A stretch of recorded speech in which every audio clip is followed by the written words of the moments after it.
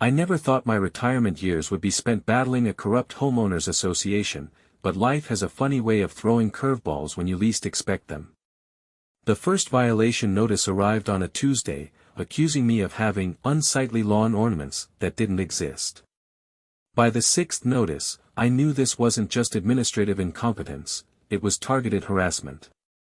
But they picked the wrong retired Army colonel to mess with. My name is Curtis Hathaway, and after 30 years of military service, I bought what I thought would be my forever home in Meadow Creek Estates. A modest 3-bedroom in a quiet neighborhood with mature trees and reasonable HOA fees. At least, that's what the realtor promised. For the first year, everything was peaceful. I planted a vegetable garden in the backyard, made friends with my neighbors, and settled into civilian life. Then Connie Fairchild became president of the HOA board, and everything changed. The violation notices started trickling in around March. The first one claimed I had excessive lawn ornaments in my front yard. I was confused because I had exactly one item, a small American flag by my front door, which was explicitly permitted in the HOA bylaws. I called the management company. There must be some mistake, I explained to the board-sounding representative. I don't have any lawn ornaments except for a flag, which is allowed. I'm just reading what's in the system, sir. You'll need to remove the ornaments or face a fine. But there aren't any ornaments to remove, I insisted. Then take a picture of your yard and send it with your appeal. So I did. I took photos from every angle of my perfectly ordinary, well-maintained lawn. I sent the appeal and thought that would be the end of it. 2 weeks later, I received a notice for improper trash can placement. Again, this was baffling. I always kept my trash cans in the garage except for collection days, when I placed them exactly where the rules specified. I appealed this violation too, with more photos. The response came back, appeal denied.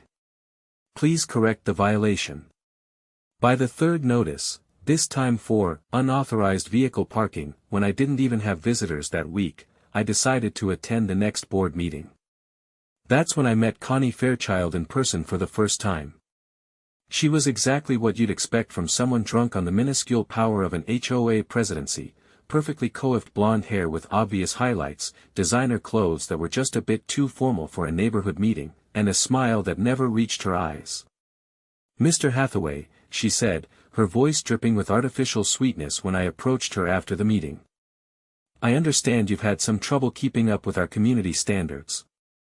There's been a mistake, I explained calmly.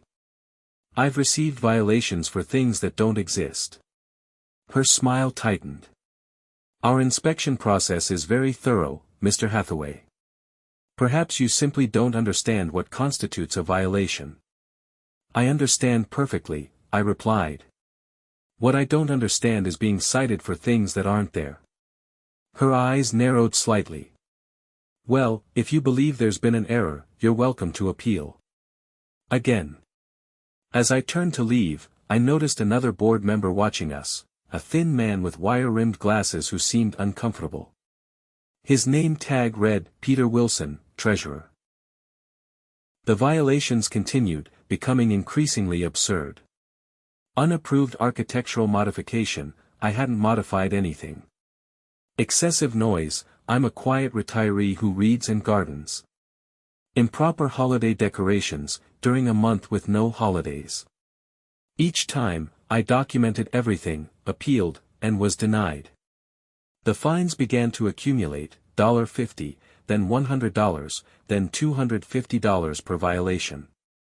When I refused to pay for infractions I hadn't committed, they threatened to place a lien on my home.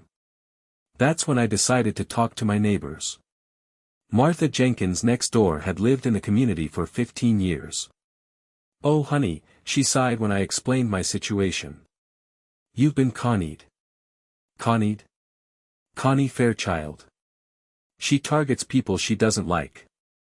Happened to the Patels last year, lovely family, but they dared to question the pool closure schedule. And before them, it was old Mr. Rivera. He eventually sold and moved to be with his daughter.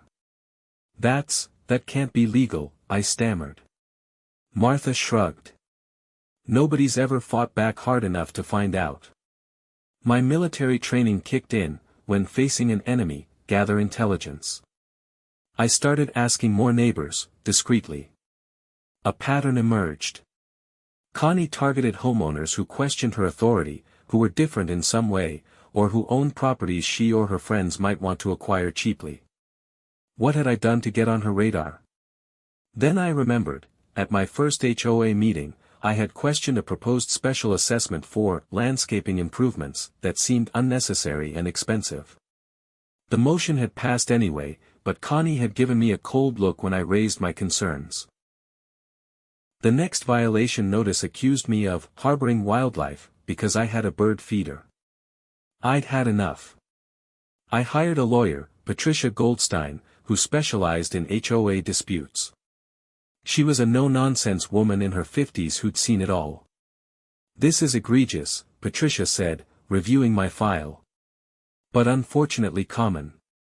HOAs wield enormous power, and some board members abuse it. What can we do?" I asked. "First, we document everything, every false violation, every appeal, every interaction. Then we request all records related to your property under the HOA disclosure laws. If they're targeting you, there might be evidence in emails or board minutes." We filed the request, and predictably, Connie stonewalled. The management company claimed they needed additional time to compile the records. Meanwhile, the violations accelerated. One morning, I found Connie herself in my front yard, taking pictures. "Excuse me," I called out, opening my front door. "Can I help you?" She jumped, nearly dropping her phone. "Just documenting violations, Mr. Hathaway." "What violations?" "My lawn is mowed, my house is maintained, and everything complies with HOA standards." She gestured vaguely at my garden. "These plants aren't on the approved landscaping list." "Yes, they are. These are native species specifically mentioned in Section 3.4 of the Landscaping Guidelines." Her face flushed. "Well, there are other issues." "Like what?" "You'll receive notice in the mail." She turned to leave. "Ms. Fairchild," I called after her. "I've hired an attorney. These false violations constitute harassment." She paused but didn't turn around. "The board is simply enforcing the rules, Mr. Hathaway. Perhaps retirement communities would better suit your needs." That evening, I installed security cameras covering my property. If Connie or her minions were going to trespass and fabricate violations, I wanted it on record. 2 days later, the cameras paid off. At 6:30 a.m., they captured a man I recognized from board meetings, Ronald Davis, Connie's most loyal ally, placing something in my side yard. When I checked, I found garden gnomes, 3 of them, positioned near my air conditioning unit. I left them there and waited. Sure enough, that afternoon, Connie herself came by, photographed the gnomes, and left. The next day, I received a violation for unauthorized lawn ornaments, with photos of the gnomes as evidence. "We've got them," Patricia said gleefully when I forwarded the footage. "This is exactly what we needed." We filed a harassment lawsuit against the HOA, Connie Fairchild personally, and Ronald Davis. The complaint detailed every false violation, the pattern of targeted enforcement, and included the video of Ronald planting evidence. The HOA's attorney, a slick corporate type named Bradley Thompson, contacted Patricia immediately, pushing for mediation. "They're scared," Patricia told me. "They know they've crossed a line." At mediation, Bradley offered to waive all outstanding fines and fees if I dropped the lawsuit. Connie sat across from me, her face a mask of indignation. "That's not good enough," Patricia responded. "My client has suffered months of harassment, emotional distress, and threats to his property rights. These are serious allegations," Bradley said smoothly. "But there's no proof of targeted enforcement." Patricia smiled and slid a folder across the table. "Actually, we've been busy. These are statements from 7 other homeowners who experienced similar treatment after crossing Ms. Fairchild. And this, she produced another document, is a statistical analysis showing that properties that received violation notices under Ms. Fairchild's presidency were subsequently purchased by LCF Properties. Connie's face went white. LCF Properties, Patricia continued, which is registered to Leonard Charles Fairchild, your husband, Ms. Fairchild. Quite the coincidence that people who are harassed with violations often end up selling their homes at below-market rates to your husband's company. Bradley asked for a break to confer with his clients. When they returned, their offer had improved substantially, but I declined.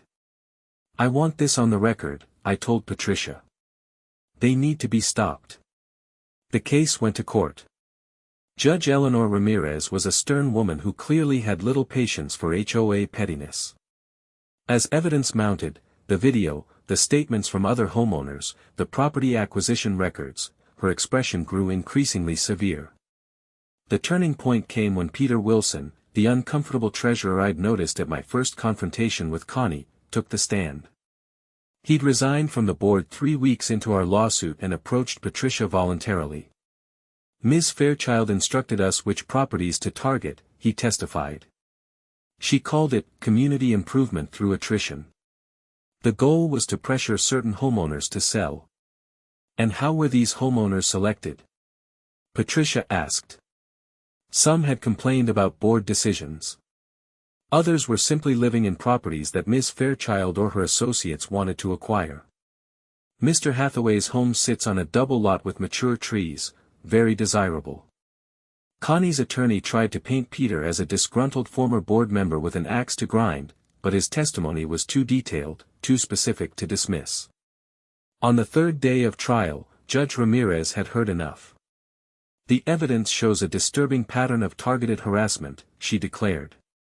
This court finds that the defendants have engaged in a systematic campaign to deprive Mr. Hathaway and others of their property rights through fraudulent enforcement actions.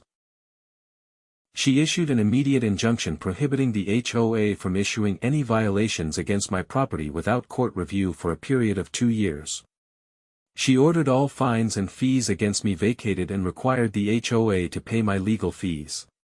But she didn't stop there.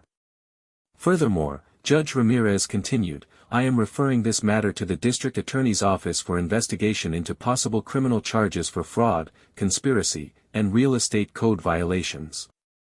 Ms. Fairchild and Mr. Davis are removed from the HOA board, effective immediately. Connie's perfect mask finally cracked. This is outrageous. We were just enforcing the rules. Ms. Fairchild, the judge warned, I suggest you remain silent before you add contempt of court to your problems. As we left the courthouse, Patricia squeezed my arm. This is a bigger win than I expected. The judge clearly saw through their scheme. I felt vindicated but also sad that it had come to this. What happens to the HOA now? The remaining board members will need to hold an emergency election. With Connie gone, perhaps reasonable people will step up. That's exactly what happened. 3 weeks after the ruling, a special meeting was called. Martha Jenkins nominated me for the board, and despite my protests, I was elected along with 4 other homeowners who wanted reform. The district attorney's investigation revealed that Connie's scheme went beyond harassment.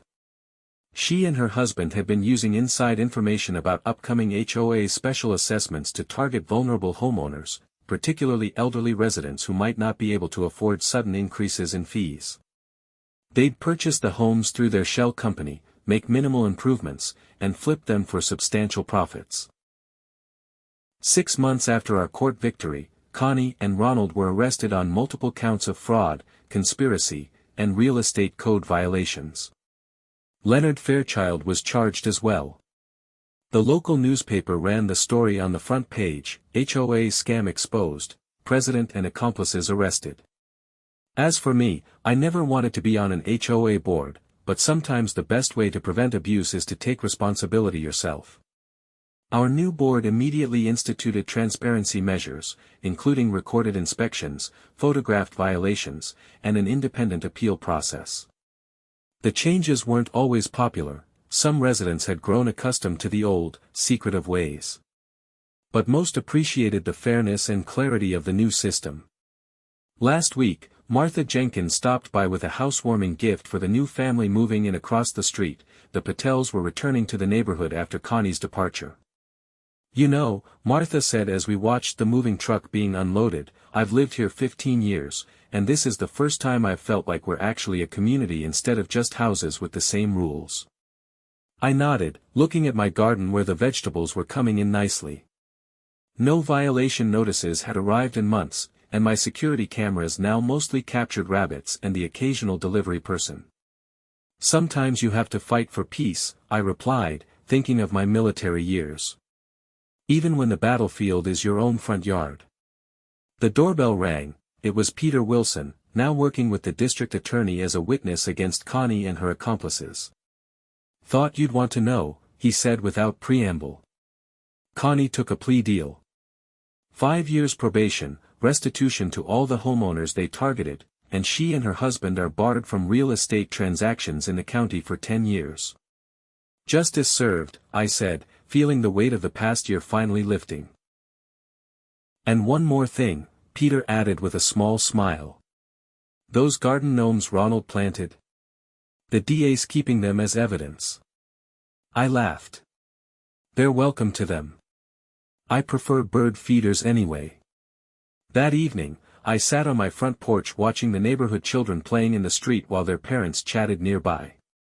Someone had organized an impromptu block party to welcome the Patels back, and the aroma of grilled burgers filled the air. No one was taking pictures of violations. No one was measuring grass height with rulers or counting the hours trash cans stayed at the curb. Instead, neighbors were being neighbors, sharing food, stories, and the simple pleasure of a community that had reclaimed itself from tyranny. My security cameras still record everything, though. Old habits die hard, and I've learned that vigilance is the price of freedom, even in the seemingly innocent battleground of a suburban HOA. But these days, the only notifications I get are of package deliveries and friendly visits. As the sun set over Meadow Creek Estates, I raised my glass in a silent toast to perseverance, justice, and the power of standing your ground, even when that ground is just a small plot in a neighborhood ruled by bylaws and covenants. Sometimes, the most important victories are the ones that simply let you live in peace in your own home.